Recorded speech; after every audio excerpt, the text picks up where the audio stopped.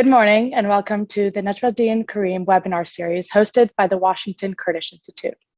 Founded in 1996 by Dr. Najmaldin Karim, the WKI is a 501c nonprofit organization committed to fostering discussion and support around issues impacting the Kurdish people. And it is our hope that we can begin to find effective solutions to these relevant solutions through engaging in conversations just like the one we're going to have today. My name is Laura Reif, and I'm currently a research intern at the WKI. And today I have the distinct pleasure of moderating our discussion, Kurdistan between Iran's hammer and Iraq's Anvil. Now, before we begin, I would like to go through a few housekeeping notes. Today's session is being recorded and will be available for viewing post-webinar on our WKI website. Now, after I briefly introduce our speakers, they will each have 10 to 15 minutes to deliver their opening remarks. And after that, I will open the floor for audience questions in our Q&A portion. If you have any questions for the presenters, please either use the raise hand feature and wait for us to prompt you to ask your question, or you can also use the Q&A feature in the Zoom webinar. Now, as our first speaker is joining us, I'll introduce our other two. So our first speaker is Mr. Vladimir van Wilgenburg. Mr. Vladimir is an analyst of the Middle East who particularly focuses on Kurdish issues. Vladimir has closely covered key events on the ground, including numerous battles with the Islamic State. He is the co-author of the recently published book, The Kurds of Northern Syria, Governance, Diversity, and Conflicts. Vladimir also has had an unprecedented access to Northeast Syria and has conducted momentous fieldwork to encapsulate the evolution of self-rule in Rojava. And he is joining us today from Iraqi Kurdistan. Thank you for joining us, Vladimir. Our next expert is Gary Kent. Mr. Kent has been the secretary of the UK's all-party parliamentary group in the Kurdistan region of Iraq since 2007. Mr. Kent has had decades of experience in the Kurdish affairs and has been to the Kurdish region of Iraq dozens of times. He is also deputy chairman of the European Technology and Training Center in Erbil and a regular columnist for the Kurdish media outlet Rudal. Thank you for joining us, Gary. And our final speaker, who will be joining us shortly, is Dr. Matthew Zais. Dr. Zais is a non-resident senior fellow with the Atlantic Council's Scowcroft Middle East Security Initiative. He is also the vice president of government affairs for Hillwood and HKN Energy Limited. Previously, he served for 2 years in the White House as the director for Iraq and Kurdish affairs on the National Security Council. And most recently, he has served as the Principal Deputy Assistant Secretary of International Affairs at the U.S. Department of Energy, where he advocated for regional energy collaboration across the Middle East. Dr. Zais has also served for over 2 decades as a career Army officer and strategist, and he's co-author of the 2-volume official history on the U.S. Army in Operation Iraqi Freedom. Thank you to all of our speakers for joining us today. And finally, I would also like to welcome all of our guests participating in this webinar. We greatly appreciate you all taking your time to join us today. We will now begin with hearing opening remarks from our expert speakers. And Dr. Vladimir, I will pass it off to you. The mic is yours. Thank you very much. Let me see if this works.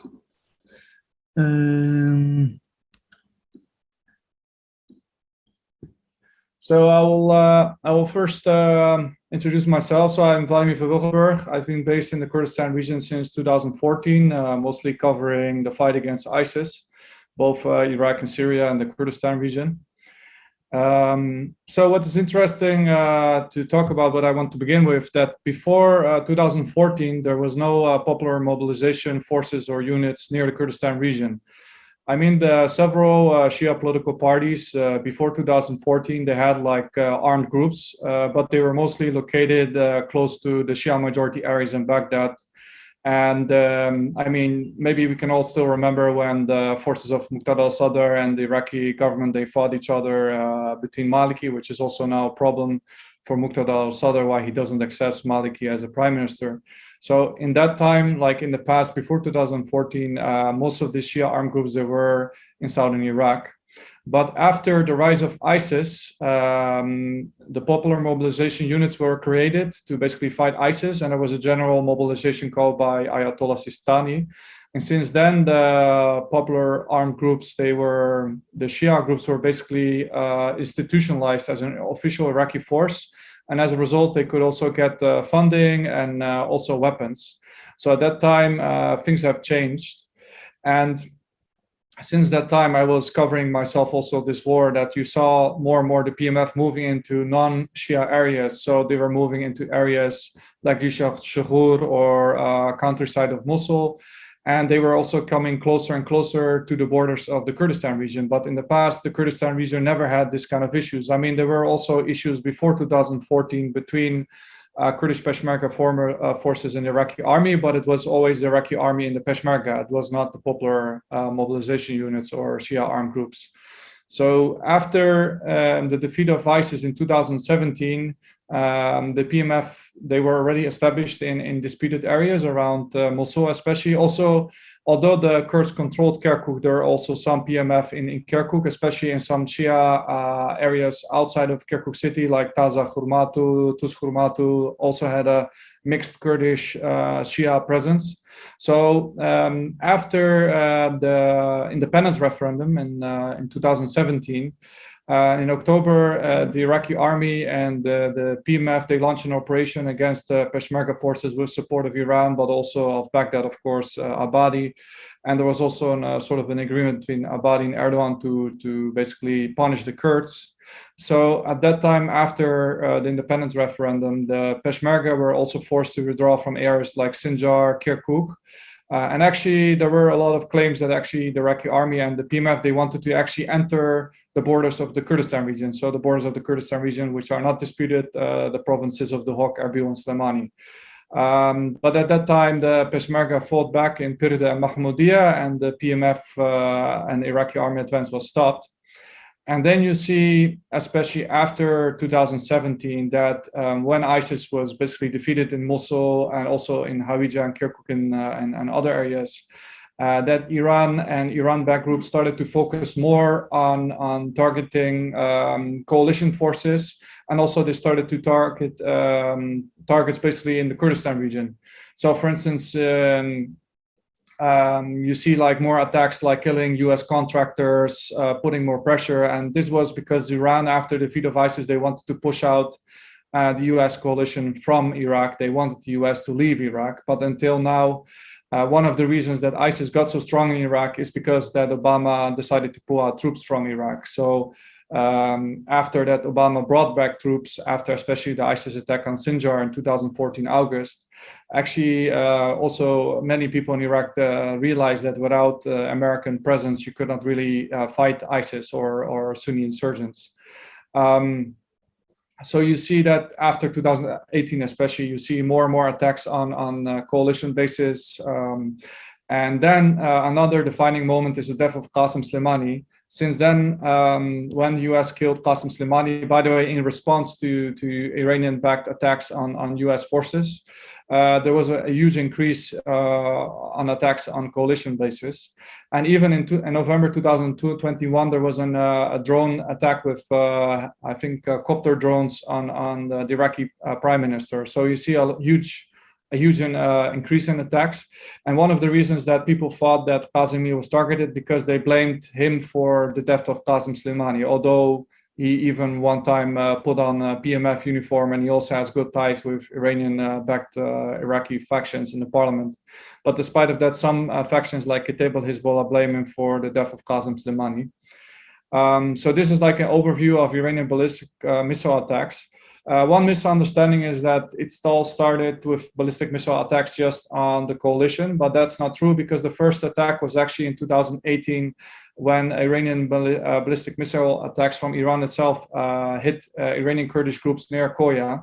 And that was seen not as only a message to the Iranian Kurds, but also as a message to Saudi Arabia and Israel and also the United States, because then also there was the Trump administration, and the Trump administration at that time had a much more hostile policy towards Iran than the current administration that prefers to have a nuclear deal with Iran. And then another ballistic missile attack was in January 2020 when coalition bases in the Kurdistan region and Iraq were hit, including the Erbil airport. And then something which is something new is that in 2022, we saw more attacks actually focusing on the oil and gas infrastructure of the Kurdistan region. So before that, the attacks were mostly directed in the beginning, first Iranian Kurds, and then mostly coalition bases. But in 2022, we see much more attacks on oil and gas infrastructure with, for instance, in last month, 3 attacks on the Khormor field in Slemani. So this is an example of a rocket attack. I was there in the Erbil airport. At this attack, a Philippine contractor was killed. I was able to enter the airport because I was planning to go actually to Northeast Syria with the U.S. coalition. And then one day before that, we were supposed to fly to Syria. There was this rocket strike which hit a Philippine contractor, and there was a huge damage on this compound. And this is not the first attack. So the Erbil airport have suffered from drone attacks, but also from rocket attacks. And one of the reasons why these rocket attacks and Katyusha attacks, they can reach the Kurdistan region is because the PMF is now all surrounding the Kurdistan region. So as I said, there was involving tactics. So the targets were changed. In the beginning, it was mostly focused on the coalition. But after, especially the October 2021 elections, the Kurdistan Democratic Party, one of the main Kurdish parties, tried to form a government excluding Iranian-backed factions. So the KDP tried to form a government with Muqtada al-Sadr and Sunni Arab parties. And since then, they also see a more increase in attacks. So the rocket attacks and the missile attacks were seen not only as focused on the coalition anymore, it was also focused on pressuring the Iraqi Kurds basically to not form a government without Iranian-backed factions in Iraqi parliament, unified in the coordination framework. And a new thing which Matthew Zais is going to talk a lot about is about the increasing attacks on gas facilities and oil infrastructure in the Kurdistan region. And it's not really my main expertise, but one of the reasons that Iran and Iranian-backed groups started to target the Kurdistan region's oil sector is because there were plans by the Kurdistan region to develop the gas sector. And by developing this gas sector and also gas infrastructure with pipelines, Iraq could become less dependent on Iran for electricity and gas, because until now, most of the electricity and gas is imported from from Iran by Baghdad. And if the Kurdistan's oil and gas sector would be developed, then in that point, the Kurdistan region could domestically first produce gas for itself for electricity, but then also start exporting gas and electricity to other parts of Iraq. So that would endanger the Iraqi dependence on gas from Iran. So this is another attack that happened in March. The rocket attacks were fired directly from Iran, and they hit a house from Karim, who has a oil company called Car Group, which is also mainly involved in the gas sector. So a lot of people thought that this attack on the gas sector, Iran was saying this was because it was an Israeli base, but there has been no proof that it's been an Israeli base. So most experts and analysts and the Kurdish authorities here, they think this attack was mainly because it was an Iranian message to not develop the gas sector in Kurdistan, because it could threaten the dependence, it could basically end the dependence of Iraq on Iranian gas and energy. And also the Kurdistan 24 office, where I also work, was hit with, was not directly hit, but was very much damaged by the rockets. And after, when we visited the site, I also visited the site almost 2-3 times, the house of Karim, and it was very much damaged. And you can see rocket craters all over the area. And even when Iran targeted the Iranian Kurds in 2018, one day after, I visited the site also.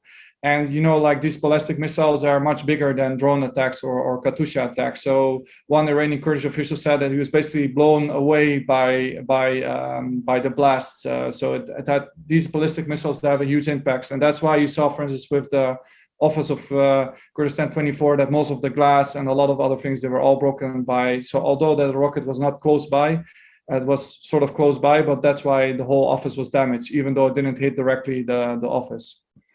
And what I mentioned also, one of the issues is, if you read the last Inspector General report, from the US, which focuses on the update on the Defeat ISIS campaign. There was, according to the DA, the Director of Intelligence, the DA is in a US intelligence agency, that Baghdad issued no order for any actions against Iran-aligned militias. And even though that the Iraqi Prime Minister himself was targeted by drones, even himself, he didn't really try to arrest the people involved in these attacks. So this shows again that for the PMF, basically no one is able to stop them. So for instance, the Iraqi army, the counterterrorism service and other units, they're willing much to fight ISIS, but they don't want to risk all-out war with Iranian-backed groups. So as I said, after the aftermath of the referendum, the Iranian-backed groups, they entered disputed territories. That's why they were easier for them to target the Kurdistan region, because now they're in areas close in the Nineveh Plains. For instance, many rockets were fired from Bertella, which is actually a Christian area, but where you have a PMF group, Shabaki group that is targeting Kurdistan region. So in the beginning, the goal of Iranian-backed groups and Iran was basically mainly push out the US forces from Iraq. And the second goal later became to pressure the Kurds not to form a government with Muqtada al-Sadr. And then the third goal was to stop basically the development of a gas infrastructure in the Kurdistan region. And I didn't mention that, but also the Iraqi Kurds, they say that, for instance, the recent Supreme Court decision in Baghdad, that this is also somehow related to pressure from Iran on the Iraqi Kurds not to form a government with Muqtada al-Sadr and the Sunnis. So they don't see it as a purely Iraqi decision. They think this is like also a way for Iran to pressure the Iraqi Kurds on the infrastructure section, although the Iraqi government, they deny this, and they basically say it's only because they disagree with the Kurdish independent oil exports. But the Erbil disagrees with that. And another thing which I didn't mention is that these drone attacks, they are especially dangerous because, for instance, the Erbil airport, there are many civilian airliners there. So if a drone in the future or any rocket attack on the Erbil airport, it could be a major disaster. And the US coalition and the US military, they have put several defense strategies, but these defense measures only defend the airport or coalition bases.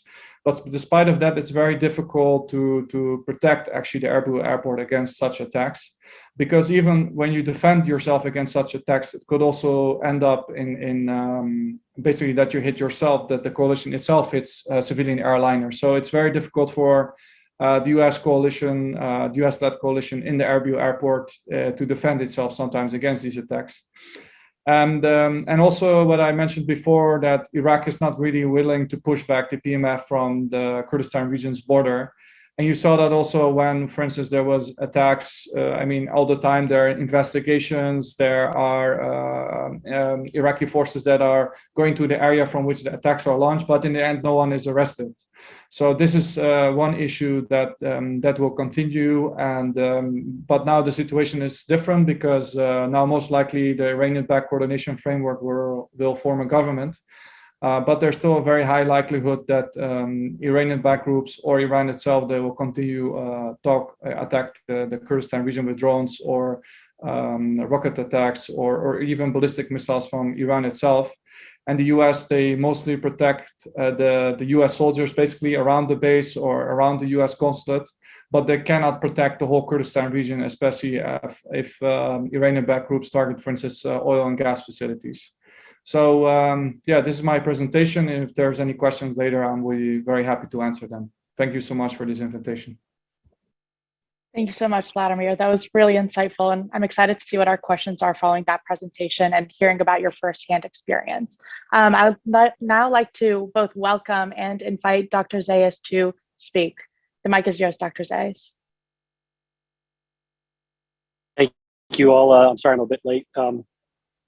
Had trouble finding Wi-Fi, but it's a pleasure to join you. And Vlad's presentation is a bit hard to follow. I think that he hit some key points. I think what I would add is what is the U.S. role in this situation, particularly as Vlad outlined his goals or the goals of Iran. I would just say one level above that, I think, is that the existential threat that the Kurdistan region poses to Iran and all those various reasons why, which is gas, U.S. presence, etc. And I think what I've heard more often this last time out here in Kurdistan than before is that other than Israel and U.S. presence in the Gulf region and the Middle East, then the next greatest threat to Iran is the actual existence of a semi-autonomous Kurdistan region and everything that it represents, an attractive nation for investment, multicultural, multi-ethnic, multi-religious, safe haven, the refugee place for Iraq's displaced persons. The list goes on. I think from an energy perspective, I'm happy to discuss the situation. I think that Walad's own news organization released a recent report today from a Professor O'Leary in England that highlights an old finding, but one that has to persist, in which he finds that the oil contracts that the KRG has with international oil companies is constitutional, and what's unconstitutional is the Iraqi Federal Supreme Court. I think those are my overarching comments now, and happy to have a further discussion. Great, thank you. I'm looking forward to it. And finally, I'll pass it off to Mr. Kent for his opening remarks. I think you're on mute there. Yeah, rookie error, sorry. Everyone does it. Okay, coming third is always difficult because a lot of what you want to say has been covered, but that's just the way it goes. Them's the breaks, as Boris Johnson said here.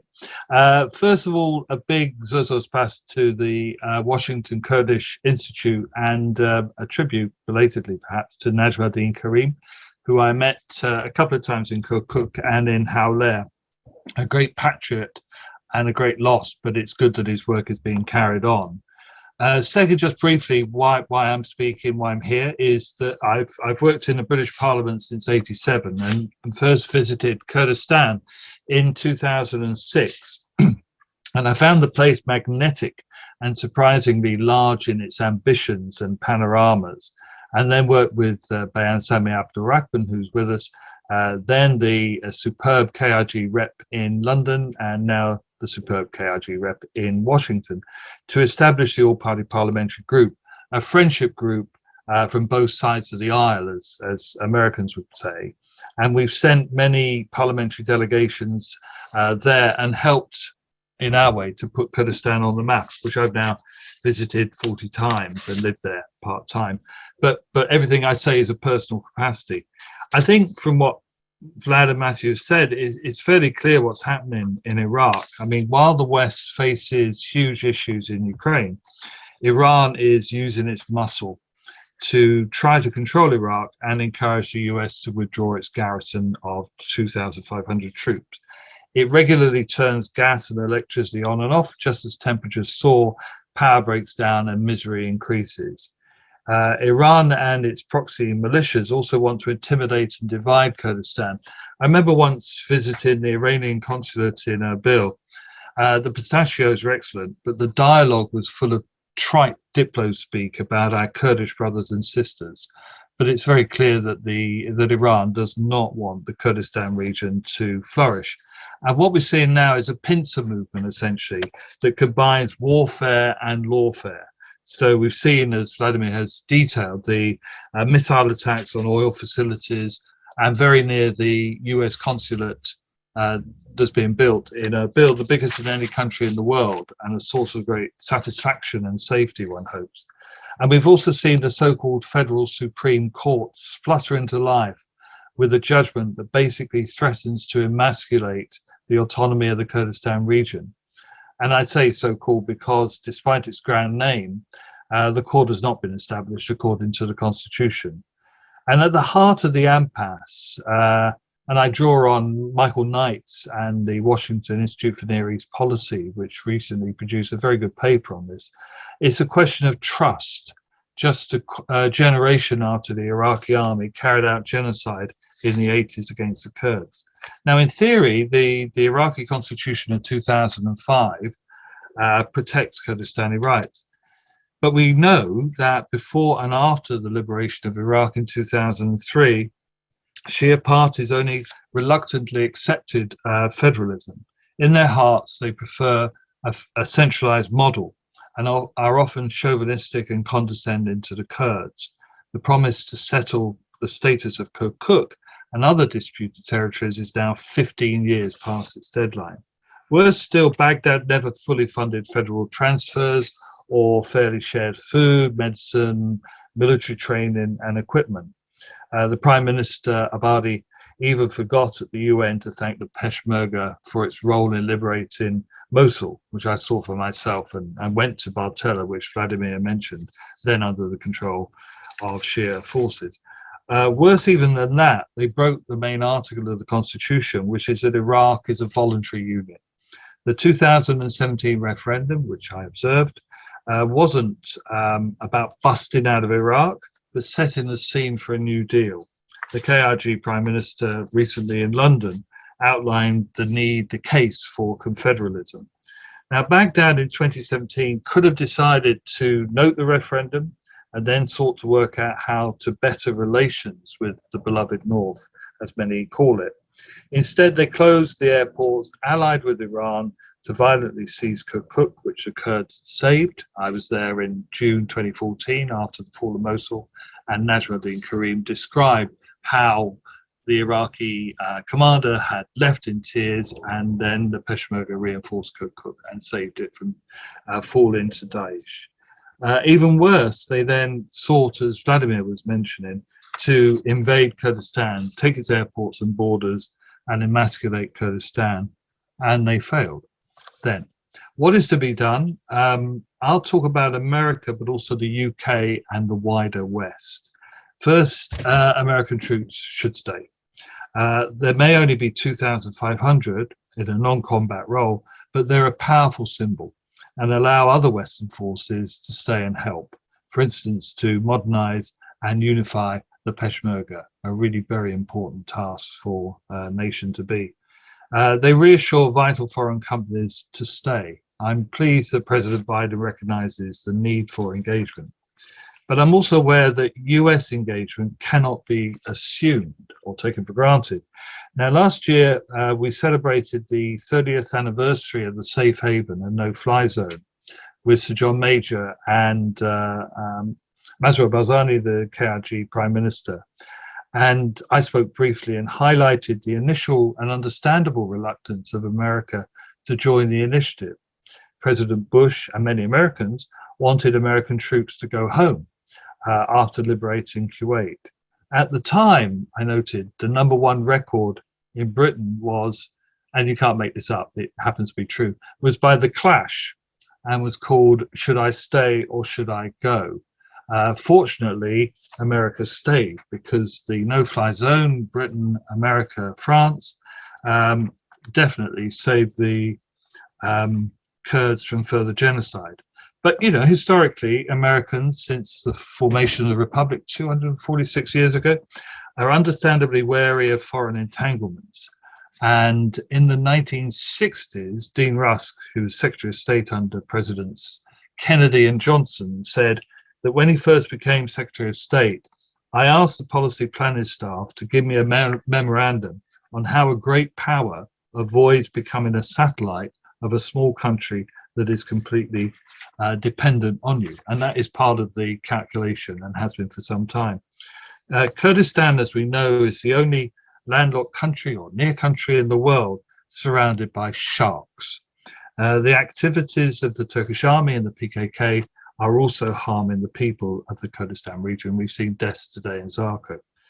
Morality in foreign policy must be combined with self-interest in providing reasons why the Kurds deserve solidarity and American and wider Western engagement.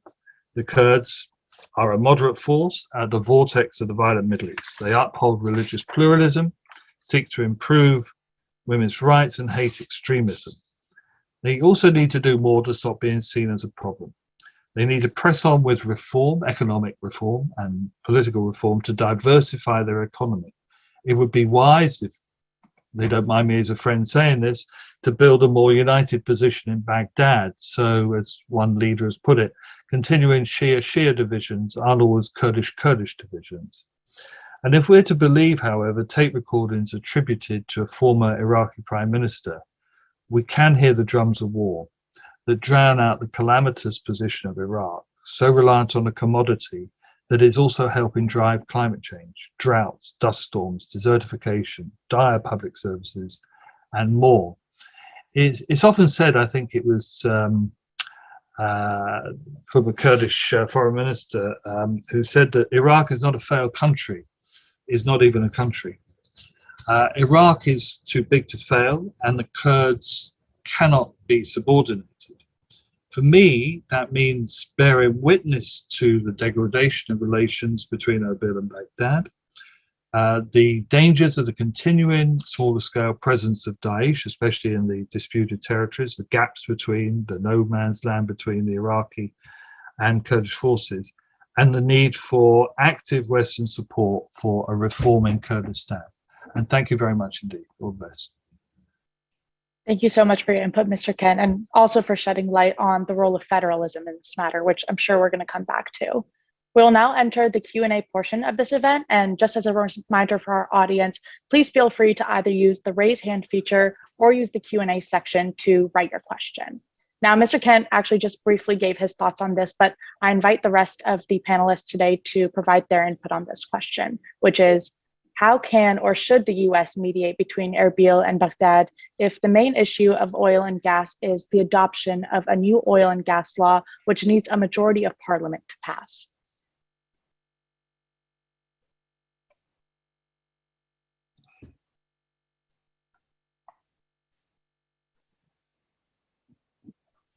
I'm happy to start a response to that if you want me to. I think that we view that a solution around the current federal Supreme Court ruling is going to have to occur politically before any oil and gas law will ever pass a 2/3 majority of parliament. And that assumes that there will be a parliament underneath a form of government, because as we see in the chaos in the Baghdad right now, that's certainly not the case. I think a risk that Iran conducted when it essentially weaponized the court system and the judicial system in Iraq was that they took away the debate over oil and gas from the political discussions to the judicial one, and issued a ruling that at the time was irreversible. Now, since then, they've also issued a subsequent ruling, number 45, that now states that they can actually reverse their rulings. And so it looks like they've constructed themselves a back door. Well, what role does the United States have to play?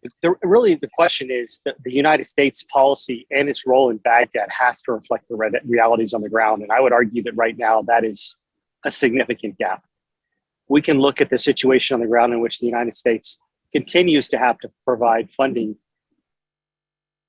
and equipping Iraqi for the Kurdish Peshmerga to the tune of $20 million a month just for stipends, and a very modest equipping that actually occurs not through the U.S. security assistance program, but through the Counter Daesh coalition, whereby we also see the Iraqi government and the Ministry of Defense withholding specific equipment that's already been appropriated by the U.S. Congress. We see a U.S. government that provides security assistance to an Iraqi government that continues to officially fund the Hashid Shabi, the PMF, which includes U.S. designated terrorist groups.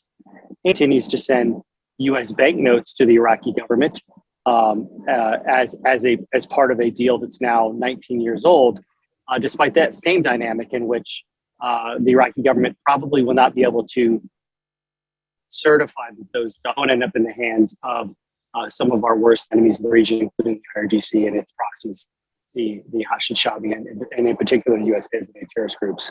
So in summary, I think the U.S. government and its policy has to reflect the realities on the ground. And right now, that's very clear it's not. I think the general assumption is that the U.S. has been unwilling to engage forcefully in Baghdad because doing so would require to confront this significant Iranian pressure. And it's now its weaponization of the third rail of the Iraqi government. And doing so would, and I think in their minds, jeopardize the prospects for JCPOA. But I think as we get closer to the death certificate of those negotiations, I think there's going to have to be a reckoning on how the U.S. closes this gap.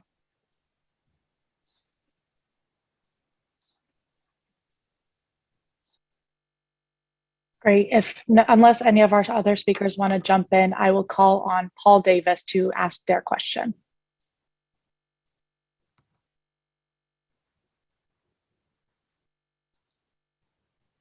And I'm unmuted. Am I here? Okay. It's a question I've asked several times of other people, and several of my Kurdish friends who constantly remind me lack of electricity in the region, or the sporadic amount of electricity. Now, Vlad has spoken about the oil and gas and so on and so forth. My question is, and I'm not sure there's anybody here that can answer it, is drilling and pumping oil and storing and bringing up natural gas does not provide electricity. What is required at this point is a need for refineries within the Kurdish region, or in the region in general. Just pumping oil and sending it out does not allow for electrical generator stations to be fueled, worked, and move forward. So my question is, you that are in the Kurdistan region, has there ever been talk about building refineries? This would bypass the oil and gas laws because they could take the Iraqi oil and refine it and become dependent on, they can produce the gas, they can produce the refined oil that is necessary. Has any of that ever been looked at? I'm happy to answer that question really quick, Paul. So I think just to clarify, I think there might be some confusion.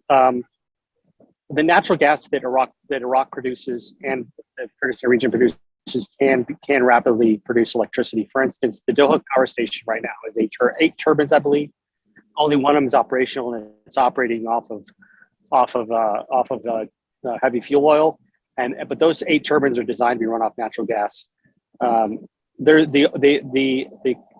instance, the oil companies that operate up in the Dohuk region, as they develop their plans to capture their gas, the plan for that gas is actually to convert the Dohuk power station into electricity generation. There's 2 ways to do that. You send the gas to the generators to the Dohuk power station where it produces electricity from there, or you produce electricity at the site, and that electricity gets put into the grid. I would tell you that the Kurdistan region's refining capacity is actually fairly significant. It ebbs and flows. I think it's, don't quote me on this, 250, 300,000 barrels a day capacity. Actually, Kurdistan region provides refined product for Baghdad. And it's one of those factors that could be on the table if things really go south between Erbil and Baghdad, because despite these disputes, Baghdad is reliant on Kurdistan's refining capabilities. And I just want to note is if there was a situation in which the pipeline was shut down, refining the oil that is produced in Kurdistan and into usable products would be an alternative to exporting all of that oil through Turkey to Ceyhan. Mr. Kent, do you have anything to add to this one? No, I don't have Matthew's specific expertise about that, but I would raise a couple of other issues. I mean, one is the question of waste.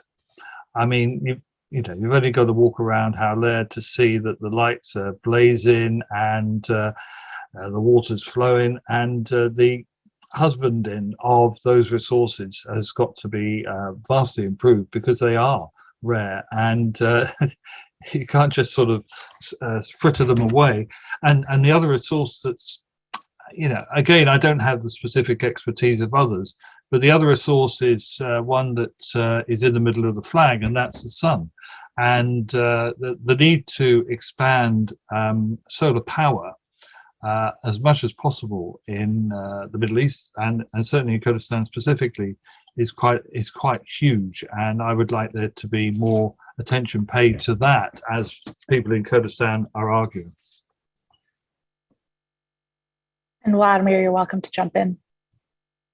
Yeah, well, what Gary mentioned, I was recently at the High-Tech Technology Fair in Howler in Erbil, and there were many solar companies But the thing is that for a lot of local people, they don't really want to, they don't see the investment of solar energy. It's something new to them. So you don't see many people that are willing to buy like expensive solar panels and then later, because actually they have a good scheme for that. If you have solar energy in the Kurdistan region as a private citizen, any extra electricity you can sell back to the KRG. So they actually have a sort of good system for solar energy here. But the thing is that for many local people, I mean, the investment is a little bit too high to buy solar panels themselves. So I don't know, maybe also there could be more outside help to invest, for instance, in solar energy here in the Kurdistan region. Thank you. And this question is also aimed at you, Vladimir. It's from Bakir Lashkari from the Netherlands, who, among a lot of the other questions that are popping up in the QA, is curious about the role of Israel in all of this. And Bakir asks, do you imagine the situation in the KRI will get worse or stabilize with Israel and the United States attacking Iran nuclear installation and dismantling the threat of Iran in the region? Love to hear your thoughts on that. Yeah. Well, I don't see any point of the US attacking nuclear facilities in Iran, but of course there have been a lot of Israeli attacks inside Iran. And it seems that Iran, because they don't want to hit Israel directly, that they are trying to sort of use the Kurds as a scapegoat by attacking here other targets, which actually don't have anything to do with Israel. So every time like there's some attack here done by Iran, every time Iran blames Israel. But in the end, there's not really any Israeli link. And as you know, all the Kurdish parties, they also have quite good relations with Iran. And for instance, when Karim, when his house was targeted by ballistic missiles, he invited Iranians to visit his house himself and to show that it's a civilian facility. And I visited his house also, and you have like his family pictures flying all over the ground, and it was really a civilian house. So the only reason I could think of that it was targeted is that because Iran doesn't want this gas sector to expand. So yeah, like Kurds, they always try to be very neutral on this kind of disputes, and it's not in the interest of Kurds to be involved in Israeli, Iranian, or American-Iranian power competition in the region. But they do want to develop their own oil and gas resources, and that's why they're increasingly becoming a target. And also because the Kurds in general are very friendly to foreigners. I mean, there are many coalition forces here, not just Americans. There are Dutch, Germans, French, Italians, so a lot of different forces. And the Kurds in general are very friendly in hosting them. And unlike some political parties in the rest of Iraq, the Kurds, they want them to stay because they see this as a balance against their neighbors that are maybe doesn't have so much friendly ambitions or intentions towards an autonomous Kurdistan region. So that's why for Kurds, they see it as very important for the coalition to stay. And we all remember when Obama decided to withdraw troops. After that, there was a lot of chaos. There were a lot of crackdown on Sunni protests. There were Sunni protests. Then you get ISIS in 2014. So I think this Biden administration, they realized that it's not a very good idea to withdraw, because also the question is, can Iraq really handle ISIS without a US-led coalition support? Because they don't have the same air support. The Iraqis don't have the same air capabilities as, for instance, the US-led coalition against ISIS. And there were some plans also to replace the coalition with NATO, but NATO doesn't have the same capabilities in Iraq as, for instance, the US coalition. So I think NATO cannot replace the US coalition. That will be difficult. But when you talk to like people working for US-led coalition or stuff, they say, yeah, at some point we want to draw down, we want to reduce troop presence. But the question is that very a good idea with the threat of ISIS? But also, I mean, the Kurds, they want the US-led coalition to stay for being a sort of a balance against other actors in the region, which you now see after the defeat of ISIS, both Iran and Turkey becoming much more active with doing drone strikes and attacks here in the Kurdistan region. I mean, today there were several civilians killed in a allegedly Turkish attack. So these Turkish attacks, Iranian attacks, they continue, and civilians there are the target. I mean, last time when there was a drone attack close to US compound, the drone was maybe hit by something, and it hit like civilian cars on the Massif road. So it's and the biggest risk is what I mentioned also, that at some point a rocket or a drone attack could hit, like for instance, a civilian plane in the Erbil airport, and then the situation is much worse. And Iran has a negative, also has its own they one time shot down a Canadian airliner, so they know that it's very risky and it's in danger to civilian lives here in the Kurdistan region. Thank you. Thank you. And then this next question is for all of our panelists, but perhaps we'll start with Mr. Kent.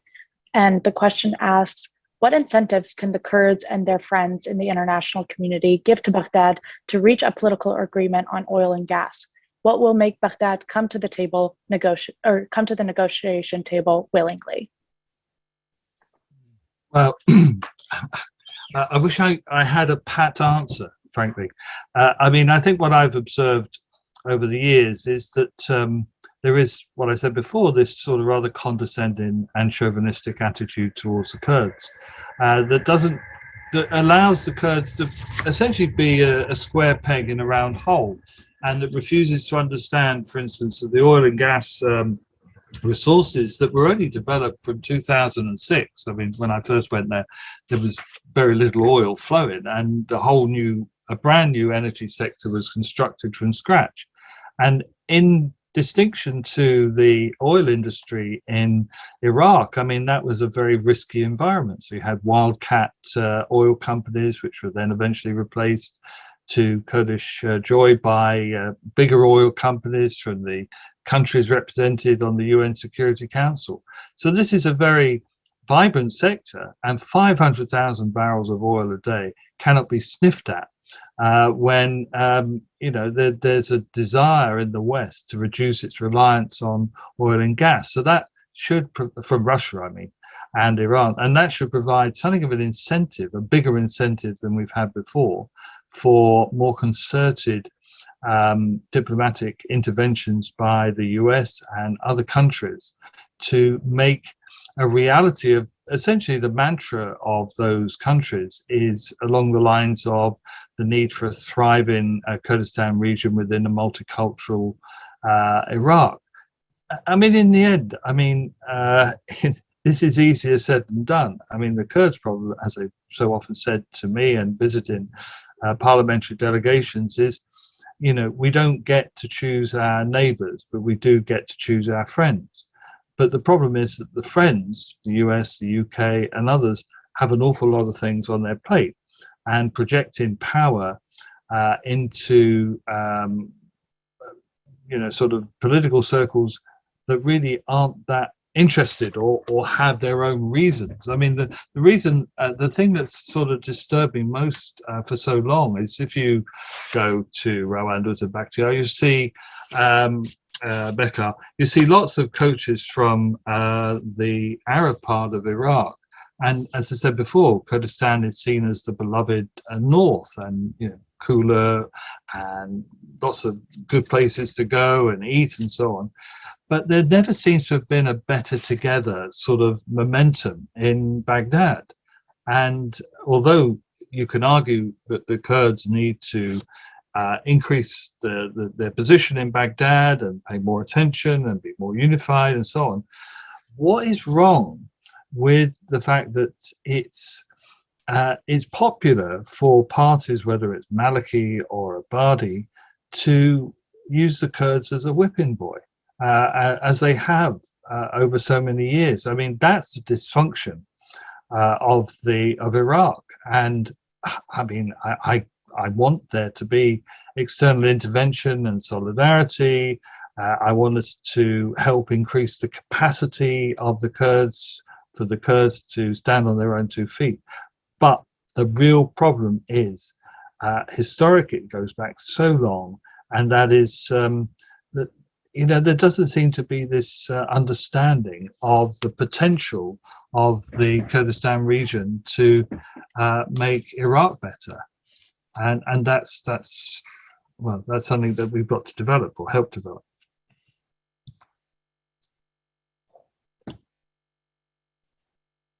Do either of our other speakers want to jump in on this one?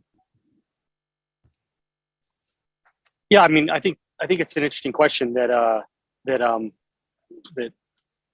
Kent brings up. I mean, I'm sitting here in Amedi, where there's a significant amount of tourists from the Arab part of Iraq, and as we saw the tragedy occur today in Zakho, some of those casualties were also tourists from the Arab part of Iraq, because when it's all said and done, this is the part of Iraq that many from south of Kurdistan want to come to. And in fact, it's where many of the senior Iraqi officials actually live, to include the Ministry of Defense. So what gets Iraq, what gets Baghdad and Erbil to the table? It's not really clear, especially when it's quite clear that if the IRGC is directing and pressuring Iraq to weaponize its courts and threatening key Iraqi officials of consequences if they don't implement that ruling, somehow the West has to change that dynamic so that there's consequences on the other side, and to call a spade, given what's occurring. One component that I've written about a little bit, but and I've spent some time discussing with some of the folks that were there in 2004 and 2005 around the negotiating table, around the Iraqi constitution, was that there seems to be some amnesia about the US and the UK role on even getting to the Kurds to the table about to sign the constitution in a federal framework, and the deal that the United States and the UK made to get the Kurds to sign that, which included the promise for the word current and not future for its energy resources. And so I'm not happy to be pessimistic, but I don't see any way that a Baghdad and Erbil get to a real negotiating table until the consequences of the dynamics change that would incentivize both sides to be there.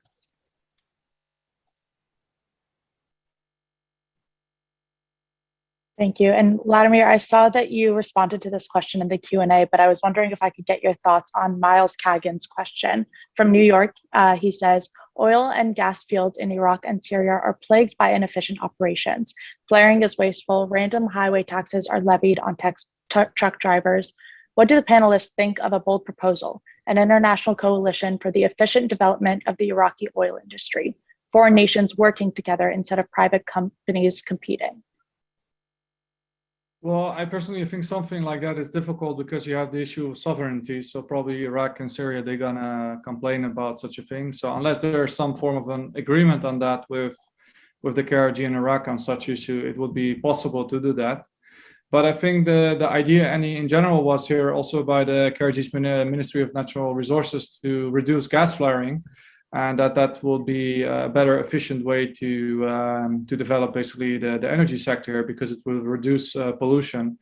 So I think there are attempts to do better stuff, but the problem is that the governments here in the region, they should cooperate on these issues. And until now, I mean, also Syria is a very different case, because northeast Syria, you have this issue of the Syrian Kurds having an autonomous entity which is not recognized.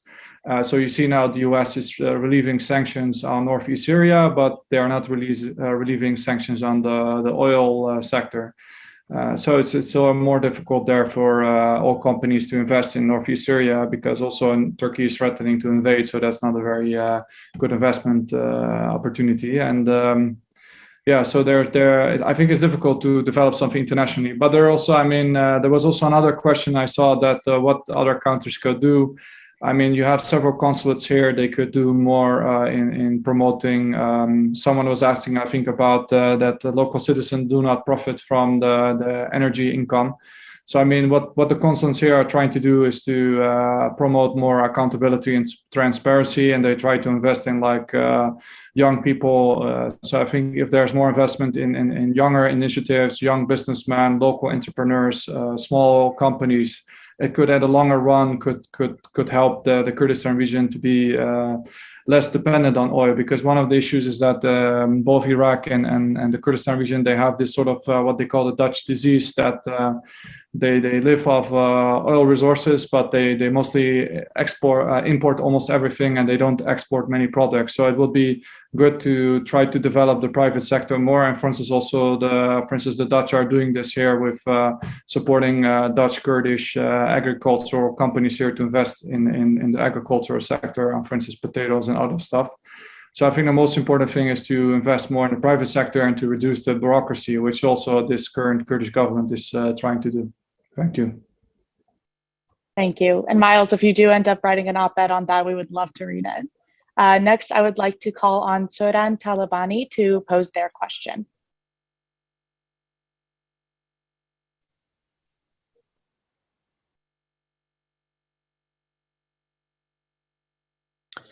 Yeah, my question is it like Iran indirectly? Can you hear me all? Yeah. Yeah. Is it Iran indirectly sending a signal to the United States that the Kurdish issue is affecting their own internally, and they want to negotiate directly with the US?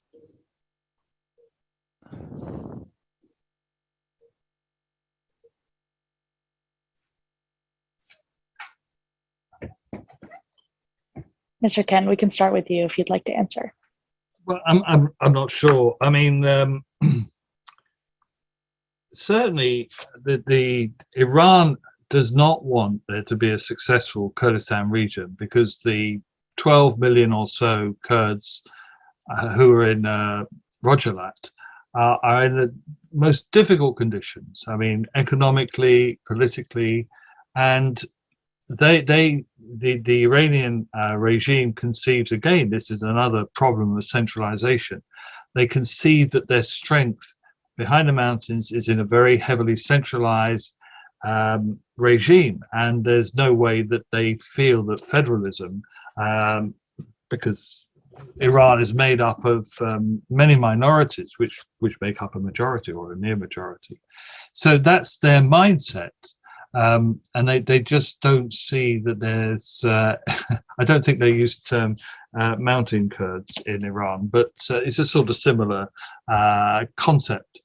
And their goal is to do away with those, to undermine those in Iraq and Kurdistan who are trying to reconcile, if you like, Eastern and Western imperatives, which was the stated goal of Muqtada al-Sadr as well.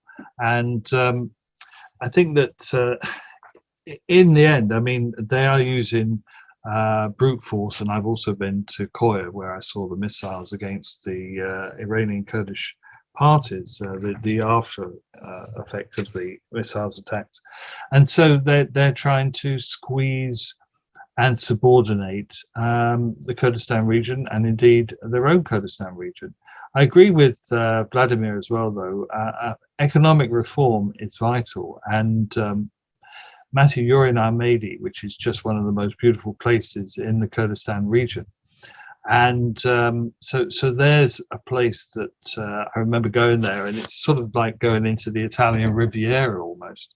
And there's so much scope for tourism, so much scope for also a film industry, which would generate a lot of money and also enable Kurds, if there were a proper film industry there, to tell their own stories. This is this is a long run thing, but you need for the Kurds to be able to tell their stories to a world that dips in and out of their history, but isn't always as engaged as it should be. And likewise, I'd like to sort of big up not the barrels of oil, but the barrels of pomegranate juice, Hana.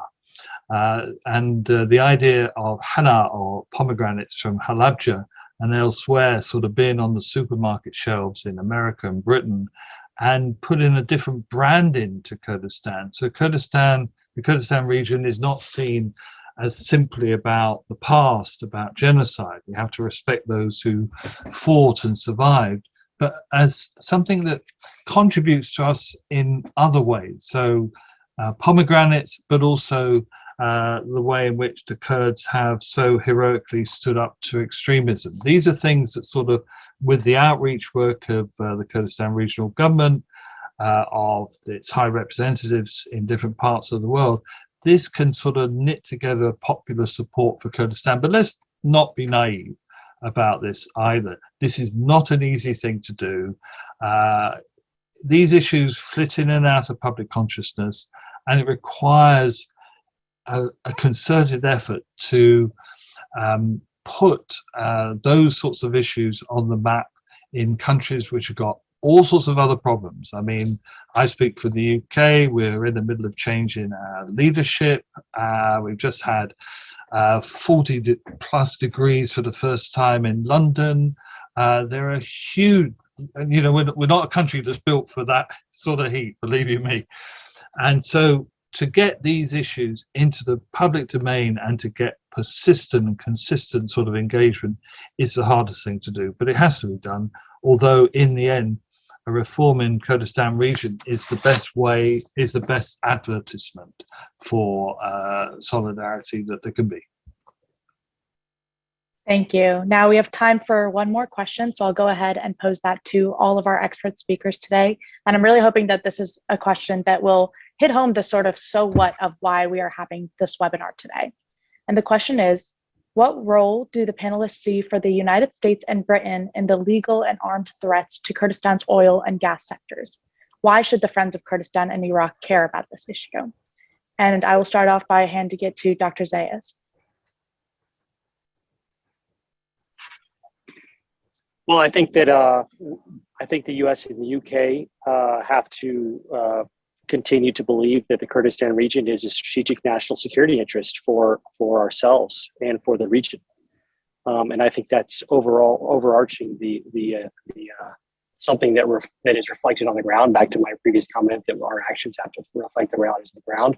We've demonstrated on the ground that is the case. That the Kurdistan region is in fact a strategic national interest. And we've just lost our way for many reasons, I believe.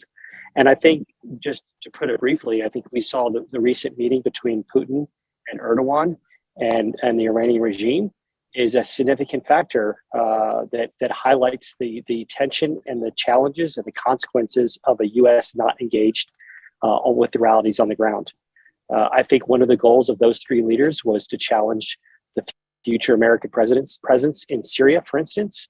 Because as we previously discussed, the ability of Syria will be critical, and the U.S. position in Syria and the coalition's presence in Syria will continue to be critical for the U.S., Iran, and our allies to, if they have to, continue to effectuate military targets on Iran or in the region. So why do we care? We care because we helped create the Kurdistan region in 1991 with Operation Provide Comfort. Our actions have shown that all the way through, and it seems that at times there's been episodes, particularly when we want to negotiate a Iran nuclear deal, that we've sort of forgotten those overarching strategic national security interests. Thank you, Vladimir.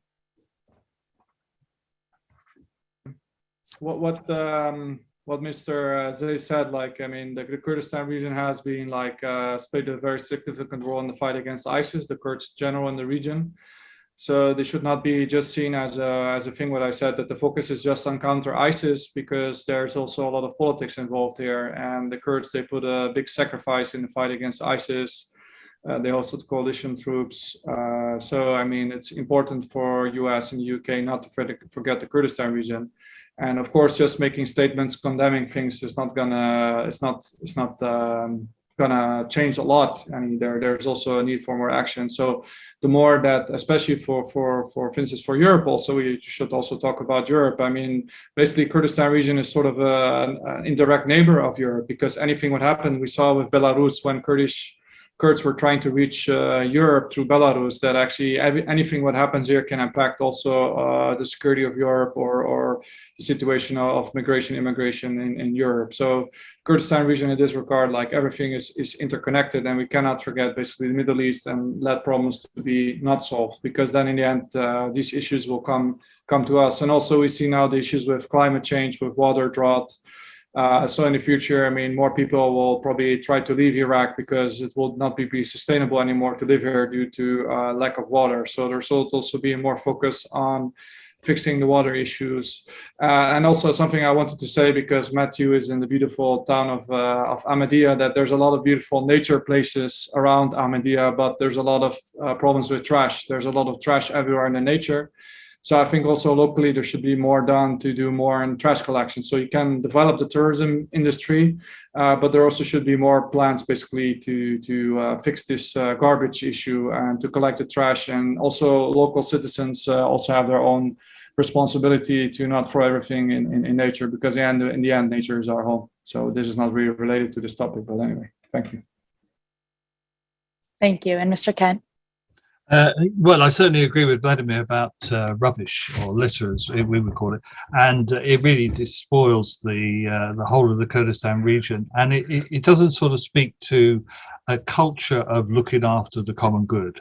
You look after your house, but you don't look after what's around you, and it's not the basis for attracting people, because we do need a much bigger tourist appeal. And if Matthew, you have any influence trying to stop the chill factor for those who've been like, now I've been to Kurdistan, I have to have a visa to go to America. I can't get an ESTA anymore, and this has become a chill factor for people like me, who, if they've got a choice between going to Kurdistan or going to America, I mean, for instance, if you want to sort of set up a film industry, you're going to think twice about going to Kurdistan. It's a historic hangover, so please, if you have any influence on that, that would be useful to revise that. But why should we care? Well, I mean, oil and gas are important. 500,000 barrels a day and a century of gas shouldn't be sniffed at. But also because the Middle East is where Islamization, Islamic radicalization takes place, although many, if not most Muslims, actually live outside the Middle East. So it spreads from there. Before being involved in Kurdistan, I was involved for 20 years in Northern Ireland. And that was a sort of byword for an intractable political situation that it would never be solved. Well, it was solved, and it took a lot of effort by the UK, Ireland, America, and others. But it did show that these supposedly intractable things can be resolved. But what they do need in the end is allies on the ground. And it seems to me that if you look at the Middle East as a whole, then that small area called the Kurdistan region, which is right in the center of this volatile region, and has proved itself to be willing to be a reforming entity, and it needs support to be more capable of such reforms. We're talking about religious tolerance, about women's rights, about freedom of the press, and so on, that can then be expanded and seen as emulated in the rest of the Middle East. I don't want to be naive about it. This is not an easy task, but from acorns grow trees, and I would see the Kurdistan region as an acorn that should be cherished and cultivated by all its friends who want to see a more peaceful Middle East in our lifetimes. Thank you, Mr. Kent. Unfortunately, that is all the time we have today. As a reminder, you will soon be able to access a recording of our webinar today on all of the WKI platforms. And I would once again like to sincerely thank our expert speakers, both for taking the time to join us today and also for their work for the Kurdish people. Thank you. And also thank you to our attendees who helped us create a really robust dialogue this afternoon. I hope that you all continue to engage with the issue of Kurdistan's oil and gas sectors, whether it be through following the work of our expert speakers today or through keeping in touch with the WKI. Thank you all for joining us today. Well, thank you. Thank you also. Thank you.